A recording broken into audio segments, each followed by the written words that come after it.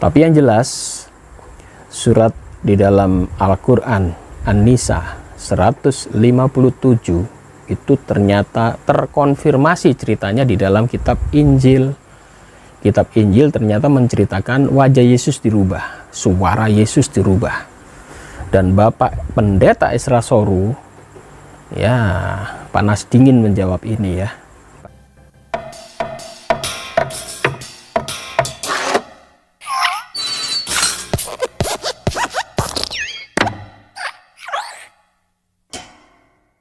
Salam saudaraku, kekalahan telak Ustadz Kainama dengan Pendeta Esra Soru dalam debat kemarin membuat banyak channel-channel Islam bingung dan berpikir keras apa yang harus mereka lakukan agar Ustadz Kainama ini tidak terlihat begitu memalukan dan juga nggak bikin malu umat muslim. Karena hampir tidak ada satupun yang bisa dibanggakan dari Ustadz Kainama dalam debat kemarin yang bisa diangkat di YouTube untuk dijadikan bahan gorengan bagi mereka. Tapi ternyata ada satu channel Islam, yaitu channelnya Edi Prayitno ya, yang berusaha untuk mencari celah agar Pendeta Esra Soru terlihat seperti kalah gitu ya. Tapi alih-alih ingin menjatuhkan Pendeta Esra Soru, Edi Prayitno justru menunjukkan sebuah kedunguan yang permanen yang tidak jauh berbeda dengan Ustadz Kainama. Ini kacau sih. Harap simak baik-baik video ini sampai selesai, jangan di-skip, karena di akhir video kita akan menunjukkan betapa kedunguan seperti ini itu seperti sudah mendarah daging bagi mereka. Baik, silakan Pak. Baik, Assalamualaikum warahmatullahi wabarakatuh. Sampai percaya cerita mau? Gak percaya ya, soalnya di Injil gak ada, ngarang bebas. An-Nisa 157 Yesus diserupakan itu ada di Injil. Buktinya mana?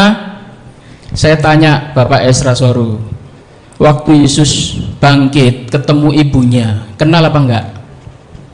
Ibunya kenal apa enggak? Dijawab iya atau tidak saja, nggak usah panjang-panjang. Yang mana yang Bapak maksudkan dengan ibunya? Ibunya di taman, ada orang dipikir itu tukang taman, padahal itu Yesus. Ibunya nggak kenal. Nah, Bapak salah Pak, itu bukan ibunya. Bapak baca Alkitab kurang bagus itu. Ibunya Pak. Bapak salah, Bapak baca ulang lah. Kemudian murid-muridnya berjalan, muridnya nggak kenal Pak. Coba buka di Yohanes berapa Pak? Coba buka Pak. Dipanggil ibu itu Pak. Sampai kok ngomong gak ibu loh. 1 menit lagi. Pertanyaannya dulu Pak. Ya. An-Nisa 157 itu terbukti di Injil ada Pak. Oke. Buka dulu Injilnya.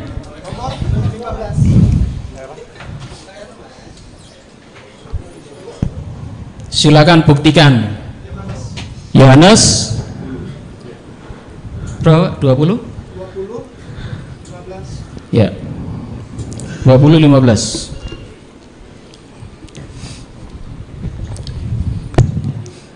Yang di taman itu. Itu tadi Ya. Tadi itu. Ya. Tadi. Ibu, Naik. mengapa engkau menangis? Coba diturunkan sedikit.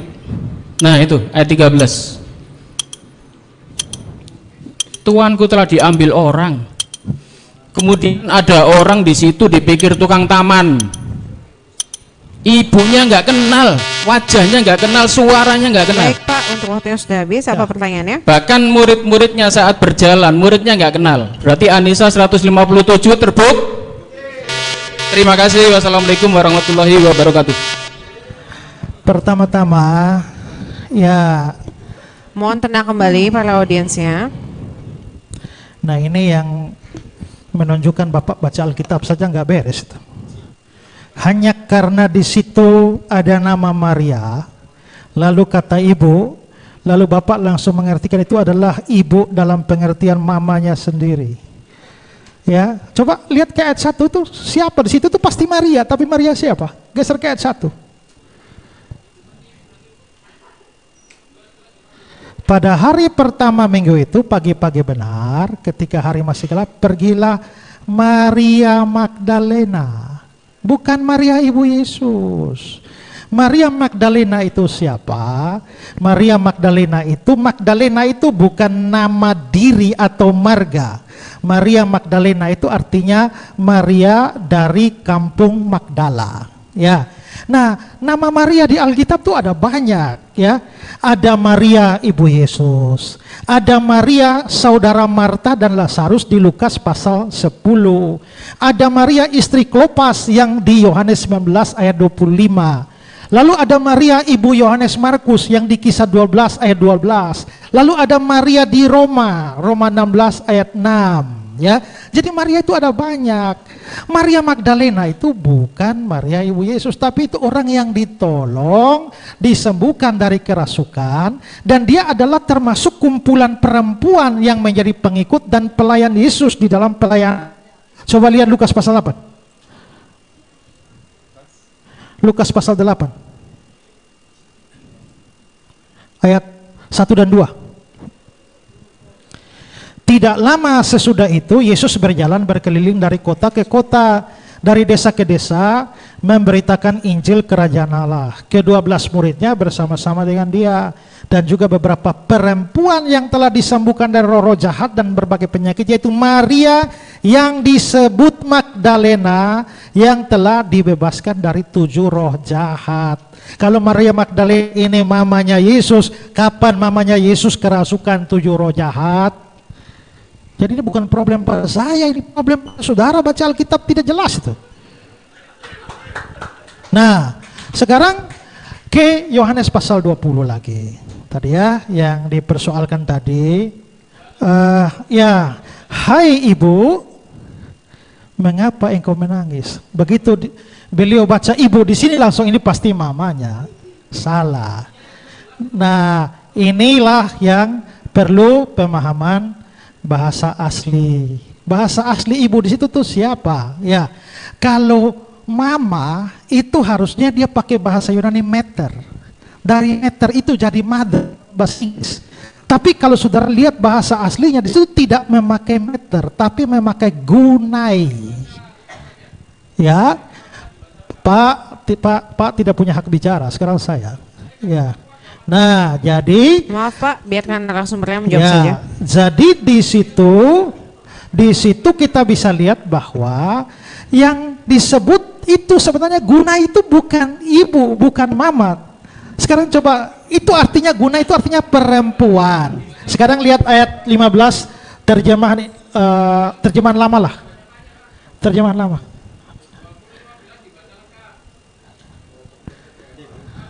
Alkitab ini. Terjemahan lama. Persis di bawah nih. Ya. Nah, lihat ayat 15. Maka bertanyalah Yesus kepadanya, hai perempuan. Hai perempuan. Jadi kita bisa melihat bahwa memang itu bukan mama. Jadi pertama saudara sudah salah. Dan yang kedua adalah, mengapa kok mereka tidak mengenal Yesus? Baik Maria Magdalena maupun orang yang berjalan. Nah, kalau saudara melihat bahwa memang pada waktu Yesus bangkit itu ada perubahan di dalam dirinya karena dia sudah mengenakan tubuh kebangkitan. Ya, itu tubuh kebangkitan, makanya di dalam bagian yang lain dikatakan bahwa dia menampakkan diri dalam rupa yang lain. Karena itu memang ada pemuliaan lebih lanjut. Yesus itu dia mengenakan tubuh manusia, darah dan daging. Tapi pada waktu dia dibangkitkan, sekarang coba lihat Pak, Filipi pasal 3. Filipi pasal 3 ayat yang ke-21. Ayat 20-21. Filipi 3, 20-21. Ya. 20-21. Tetapi tanah air kita ada di surga, dan dari sana kita juga menantikan juru selamat, yaitu Tuhan Yesus Kristus, yang akan mengubahkan rupa tubuh kita yang hina ini menjadi serupa dengan tubuhnya yang mulia. Jadi memang ada perubahan atau pemuliaan lebih lanjut kepada tubuh Yesus setelah bangkit. Karena itu kalau dia sedikit untuk sementara waktu tidak dikenali, itu hal yang wajar.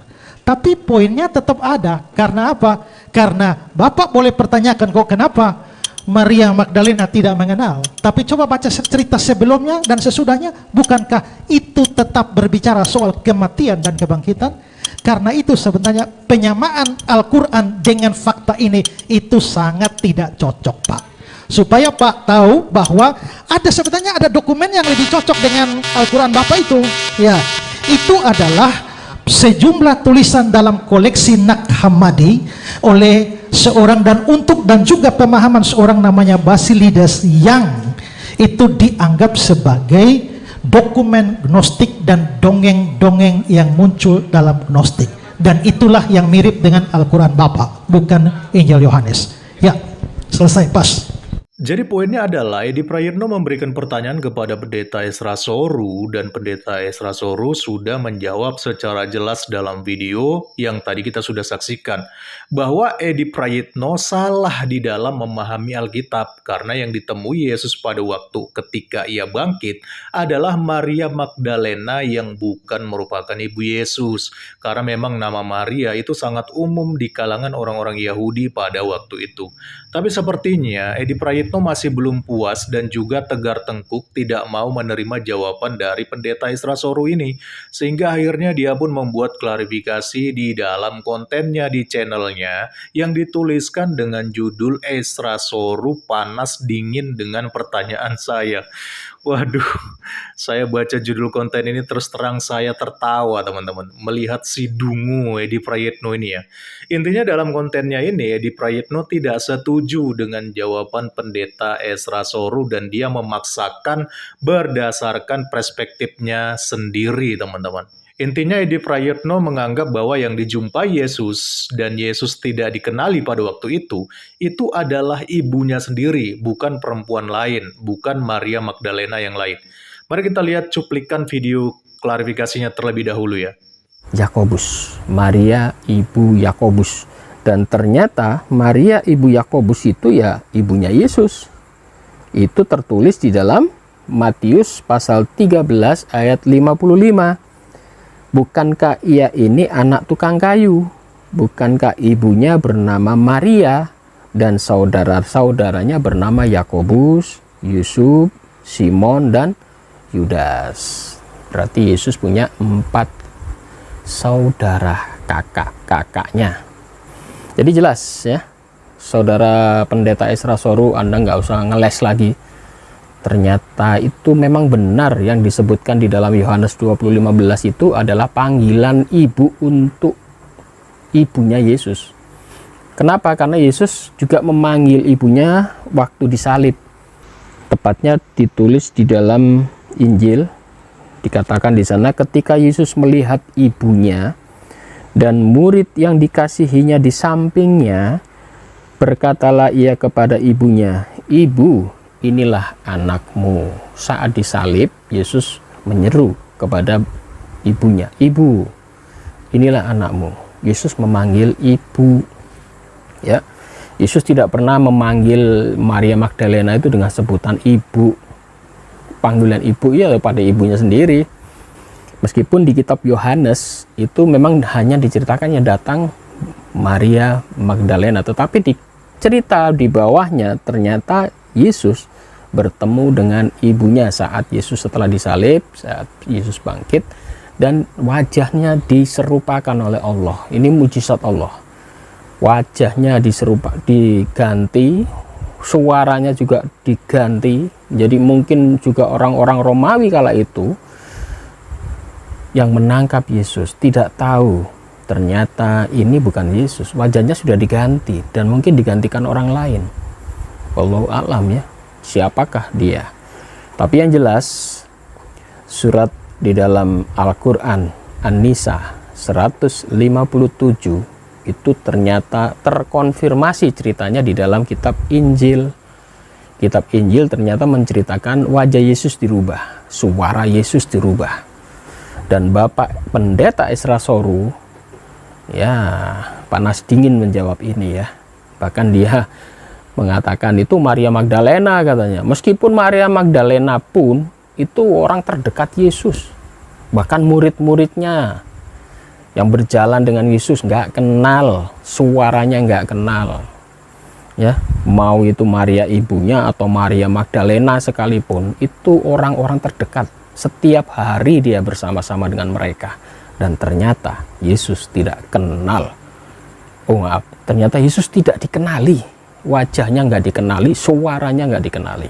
Jadi jelas ya, kenapa Edi Prayitno ngotot tidak mau menerima jawaban dari Pendeta Esra Soruh, karena ternyata dia mau mencocokologikan peristiwa ini, di mana Maria Magdalena dan juga murid-murid Tuhan Yesus tidak mengenali Yesus, dan dia cocokologikan dengan peristiwa dalam surah An-Nisa 157, di mana menurut Edi Prayitno, Isa Al-Masih itu diserupakan wajahnya dengan orang lain, sehingga tidak ada yang mengenali. Jadi Edi Prayitno beranggapan bahwa ini sudah dikonfirmasi oleh Bible sendiri, di mana Yesus ketika bangkit dari kubur tidak dikenali oleh Maria Magdalena dan juga murid-murid yang lain.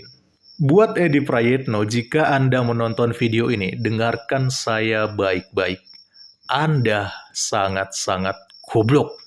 Klarifikasi Anda ini justru akan menunjukkan bahwa benarlah Anda itu adalah umat yang bingung dan tak bisa berpikir sehat. Sekarang saya akan buktikan ucapan saya. Kita lihat ayat yang Anda kutip dari An-Nisa 157.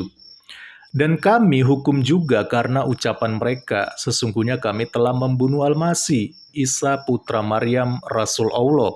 Padahal mereka tidak membunuhnya dan tidak pula menyalibnya, tetapi yang mereka bunuh adalah orang yang diserupakan dengan Isa.